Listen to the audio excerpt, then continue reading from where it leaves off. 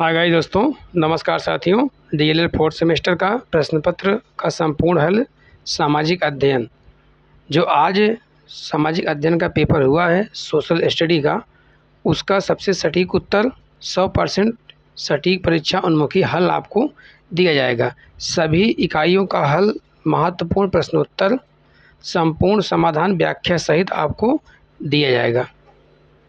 चलिए साथी, मैं आपको ले चलता हूँ, जो आज पेपर हुआ है उस पेपर को दिखाता हूँ और आपको पूरा उसका सलूशन भी करवाता हूँ। आप उसका पूरा सलूशन देखिए, ठीक है साथी। देखिए, यह जो है चतुर्थ सेमेस्टर 2026 पंचम प्रश्न पत्र सामाजिक अध्ययन का है।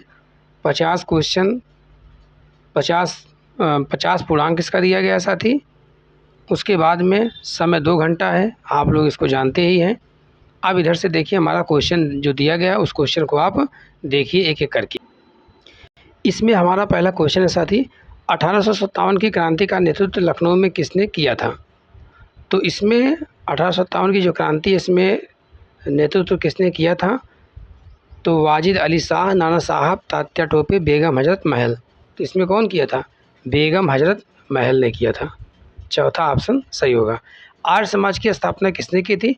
आर्य समाज की स्थापना दयानंद सरस्वती ने किया था। किसने किया था? दयानंद सरस्वती ने। जलियांवाला बाग हत्याकांड किसने करवाया था? तो किसने करवाया जलियांवाला बाग हत्याकांड को? जलियांवाला बाग हत्याकांड को जनरल डायर ने करवाया था। किसने करवाया था? जनरल डायर महोदय ने करवाया था। पहला ऑप्शन सही है। सबने अवज्ञा आंदोलन किसने चलाया था? सबने अवज्ञा आंदोलन चलाने का सबसे पहले नेतृत्व किसने किया था? इसमें दिया है ऑप्शन सुरेंद्र नाथ बनर्जी, जो कि क्या है? गलत है। सुभाष चंद्र बोस नहीं, महात्मा गांधी है। कौन है? महात्मा गांधी। तीसरा ऑप्शन हमारा क्या होगा? सही होगा।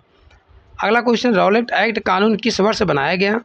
तो रॉलेट एक्ट कानून कब बना? 1919 में। कब बना? 1919 में यह बना। भारत छोड़ो आंदोलन कब प्रारंभ किया गया था? 1942 में। कब? 1942 में भारत छोड़ो आंदोलन प्रारंभ किया गया था। ठीक है साथी, अगले क्वेश्चन पे चलते हैं। हमारा अगला क्वेश्चन है क्वेश्चन नंबर 7, फॉरवर्ड ब्लॉक का गठन किसने किया था? तो फॉरवर्ड ब्लॉक का गठन किसने किया था, क्वेश्चन पूछा है। इसमें जो है हमारा कौन सा ऑप्शन होगा? चौथा ऑप्शन होगा, सुभाष चंद्र बोस। किसी स्थान पर लंबे समय तक पाई जाने वाली मौसमी दशाओं को क्या कहते हैं? मौसमी दशाओं को क्या कहते हैं? जलवायु कहते हैं। अरावली पर्वत किस राज्य में स्थित है? अरावली पर्वत किस राज्य में स्थित है? तो राजस्थान में स्थित है। कहाँ पर स्थित है? राजस्थान में। कहाँ पर स्थित है साथी? राजस्थान। ऑप्शन इसमें सही होगा। अभी अरावली के लिए ही कुछ विवाद छिड़ा हुआ था। उत्तर प्रदेश में कौन सा शहर नौचंदी मेले के लिए प्रसिद्ध है? तो मेरठ। कौन सा है? इसमें मेरठ होगा। नौचंदी मेले के लिए क्या है? मेरठ। विश्व पर्यावरण दिवस कब मनाया जाता है? तो विश्व पर्यावरण दिवस जो है 5 जून को मनाया जाता है। उसके बाद में हमारा अगला क्वेश्चन आता है। अगला क्वेश्चन देखिए साथी, क्वेश्चन नंबर 12, वायुमंडल में नाइट्रोजन गैस कितने % होती है? तो वायुमंडल में नाइट्रोजन क्या है? 78% पाया जाता है। उसके बाद में हमारे देश का राष्ट्रीय पशु कौन है? तो हमारे देश का राष्ट्रीय पशु है बाघ है। क्या है? बाघ है। फिर अगला क्वेश्चन हमारा आता है, मानवाधिकार दिवस कब मनाया जाता है? तो मानवाधिकार दिवस 10 दिसंबर को मनाया जाता है। भारत में किस वर्ष में भूमंडलीकरण का आरंभ हुआ था? कब हुआ था? 1991 में। कब हुआ था? 1991 में। इस तरीके से आपका यह जो है बहुविकल्पी क्वेश्चन हो गया कंप्लीट। अब बहुविकल्पी क्वेश्चन का जो कोड बना था साथी, उस समय कोड बना था क्या? मैं आपको एक क्वेश्चन से लेकर के 15 क्वेश्चन तक बताऊंगा। अब मैं कोड लिख रहा हूँ, समझ जाइएगा कोड क्या है। मैं बता रहा हूँ, पहले का 4, दूसरे का 2, तीसरे का 1, मतलब 421, 332, उसके बाद में 423, क्या होगा? 423 और 413, क्या होगा? 413। फिर उसके बाद में 234, क्या आएगा? 234। देखिए इसको काउंट करिए, 1 2 3 4 5 6 7 8 9 10 11 12 13 14 15। यह क्या है, क्वेश्चन नंबर 1 से लेकर क्वेश्चन नंबर 15 तक है। मतलब जो इधर यहाँ से है क्वेश्चन नंबर 1 है, क्या है 1 है, और इधर क्या है क्वेश्चन नंबर 15 है। इसके बाद में डॉट डॉट फिर 2 फिर 3 ऐसे डॉट डॉट डॉट डॉट ऐसे क्वेश्चन सब क्रम संख्या ऊपर दिया गया है। ये क्या है, सभी क्रम संख्या जो ऊपर दिए क्वेश्चन उसका क्या है, कोड है, आंसर है। मतलब पहले में क्या होगा, चौथा होगा, दूसरे में दूसरा होगा, तीसरे में पहला होगा, चौथे में तीसरा, पाँचवें में तीसरा, छठे में दूसरा, सतवें में चौथा। इस तरीके से ऐसे आपका कोड बनकर तैयार हुआ था। अब मैं साथी आपको ले चलता हूँ आपको 1 नंबर के क्वेश्चन की तरफ। क्वेश्चन नंबर 16 है अति लघुत्तरी प्रश्न का। रामकृष्ण मिशन की स्थापना किसने की थी? तो स्वामी विवेकानंद ने किया। कब किया था? 1897 ईस्वी में। कब? स्वामी विवेकानंद। इस क्वेश्चन का आंसर क्या होगा? स्वामी विवेकानंद। क्या होगा? स्वामी विवेकानंद। क्या है? विवेकानंद। आगे बिंदी लगा दिए, समझ जाइएगा। कब किए थे? 1897 ईस्वी में। उसके बाद में अगला क्वेश्चन, चौरी चौरा कांड कब हुआ था? तो 4 फरवरी 1922 को। कब हुआ? कब हुआ? 4 फरवरी। क्या है? 4 फरवरी 1900 क्या है? 1922। धन निष्कासन का सिद्धांत किसने प्रतिपादित किया था? धन निष्कासन का सिद्धांत जो है दादा भाई नौरोजी। किसने किया था? दादा भाई नौरोजी साहब ने किया था। किसने किया था? ठीक है। उसके बाद में आता है पूना समझौता किस वर्ष से हुआ था? तो पूना समझौता 1932 में। कब हुआ था? 1932 में। 24 सितंबर 1932। कब हुआ था पूना समझौता? 24 सितंबर 1932 को। नेहरू रिपोर्ट कब प्रस्तुत की गई थी? तो 1928 में। नेहरू रिपोर्ट कब की गई थी? 1928 में यह किया गया था। यह क्वेश्चन इंपॉर्टेंट है, बहुत ज़्यादा पूछा भी जाता है। नेहरू रिपोर्ट कई बार पूछा गया था। और चलिए चलते हैं अगले क्वेश्चन पर। कांग्रेस के प्रथम अधिवेशन की अध्यक्षता किसने किया था? तो व्योमोश चंद्र बनर्जी ने किया था। किसने किया था? व्योमोश चंद्र बनर्जी ने किया था। व्योमोश चंद्र बनर्जी। चंद्र बनर्जी। उसके बाद में साथी आता है मौसम से आप क्या समझते हैं? मौसम क्या है समझिए।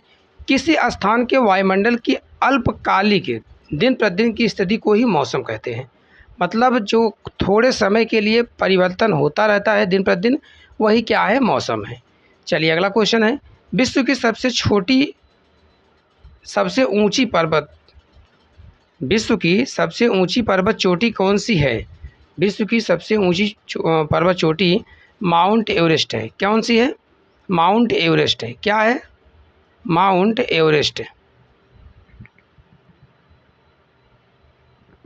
उसके बाद में यह क्वेश्चन माउंट एवरेस्ट कंप्लीट हुआ।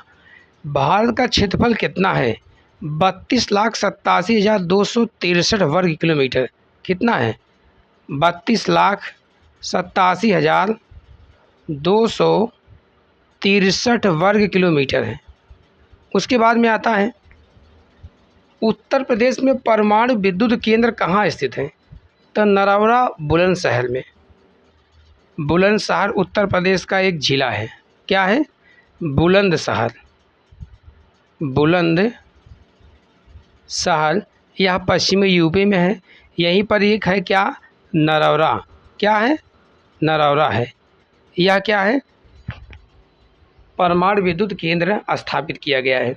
अगला क्वेश्चन है गढ़मुक्तेश्वर मेला कब और कहाँ लगता है? तो गढ़मुक्तेश्वर मेला यह कार्तिक महीने की जो पूर्णिमा होती है हापुड़ ज़िले में कहाँ लगता है? हापुड़ ज़िले में।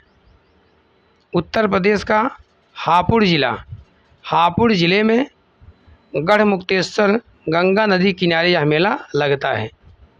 और कब लगता है? तो कार्तिक के महीने में। कब? कार्तिक के महीने में।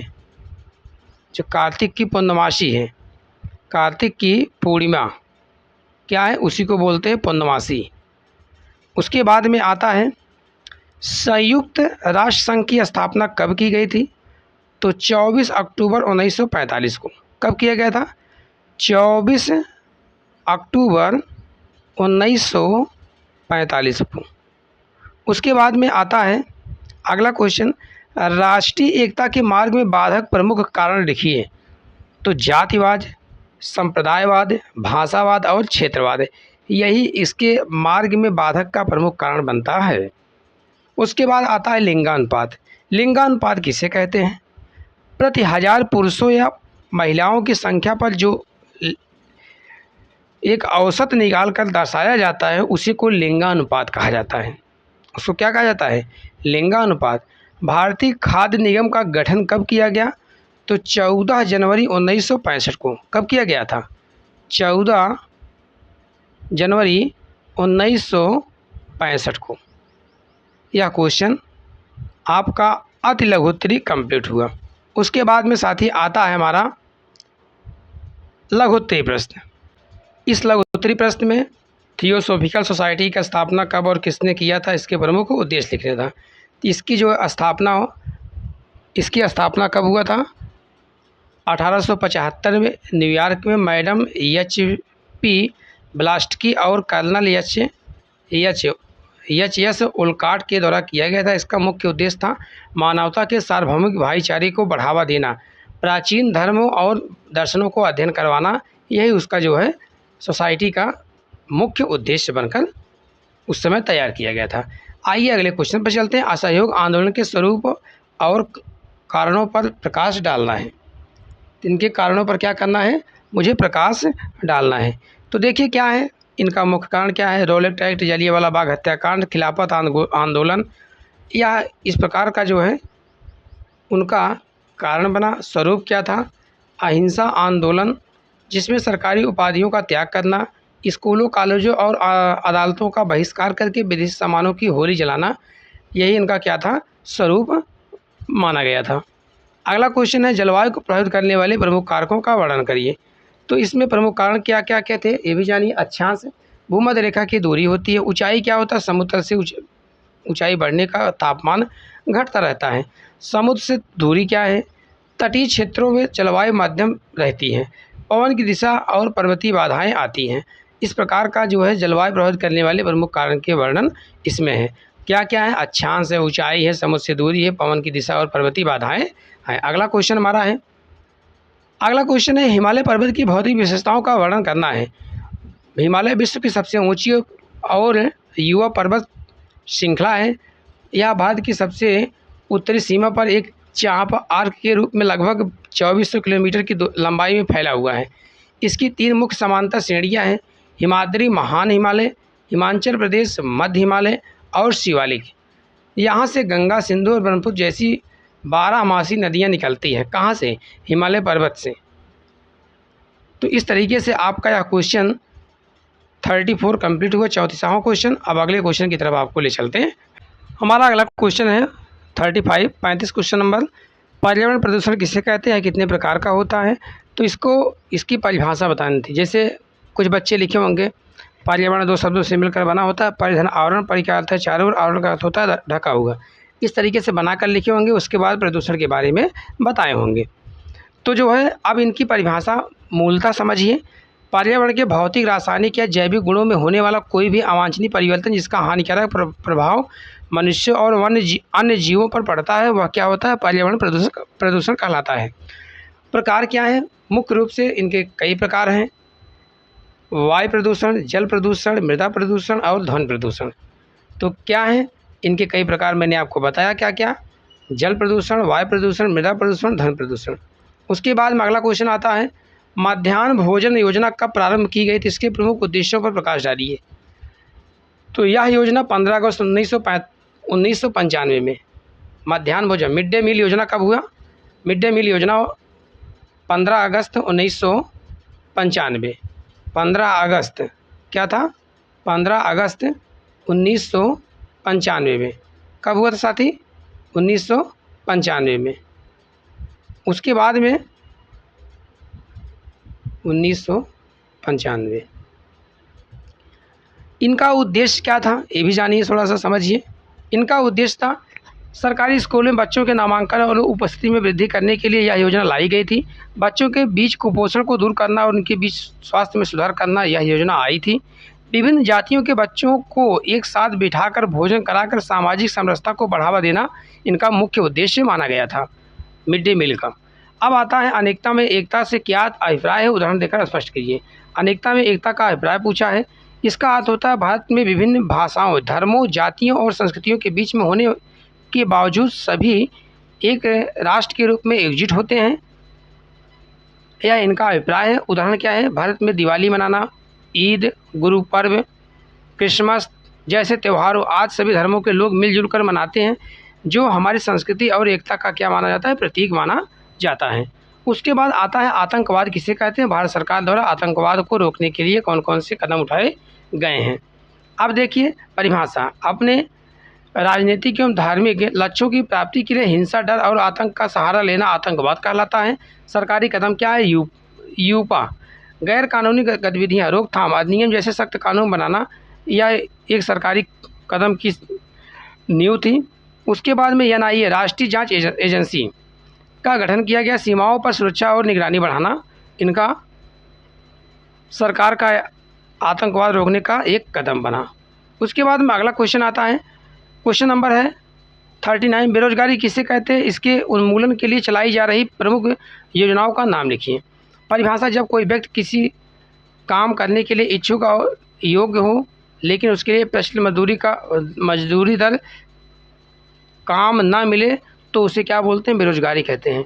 इनकी प्रमुख योजनाएं क्या हैं? मनरेगा, प्रधानमंत्री कौशल विकास योजना, दीनदयाल अंत्योदय योजना, अनेक प्रकार की योजनाएं बेरोजगारी के तौर पर चलाई गई थी। उसके बाद अगला क्वेश्चन है भूमंडलीकरण किसे कहते हैं? भूमंडलीकरण की प्रमुख विशेषताएं बताना है। तो भूमंडलीकरण किसी देश की अर्थव्यवस्था को विश्व की अर्थव्यवस्था के साथ जोड़ना भूमंडलीकरण कहलाता है। मतलब किसी देश की अर्थ जो व्यवस्था है उसको किसी और अन्य देश के साथ जोड़ने की प्रक्रिया क्या कहलाती है? भूमंडलीकरण कहलाता है। उसको बोलते हैं ग्लोबलाइजेशन। प्रमुख विशेषताएं विभिन्न देशों के बीच वस्तुओं और सेवाओं का मुक्त व्यापार करवाना, पूंजी और तकनीक का अंतर्राष्ट्रीय स्तर पर आदान प्रदान करना, संस्कृति और सामाजिक जुड़ाव का बढ़ाना। यह क्या है?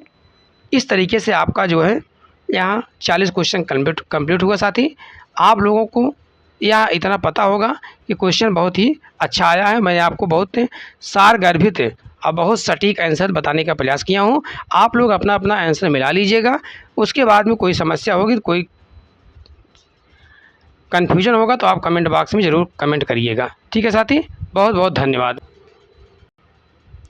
ठीक है साथी, आप लोग का कल जो परीक्षा है उसकी तैयारी आप लोग करते रहिए। जिसका जो क्वेश्चन गड़बड़ हो गया होगा कोई दिक्कत नहीं है। आप लोग इसके चक्कर में अगला सामने वाला जो कल पेपर है उसको आप गड़बड़ मत करिए। अभी आपके पास समय, पढ़ लीजिए खूब अच्छे से। ठीक है साथी, बहुत बहुत धन्यवाद। All the best. जय हिंद, जय भारत।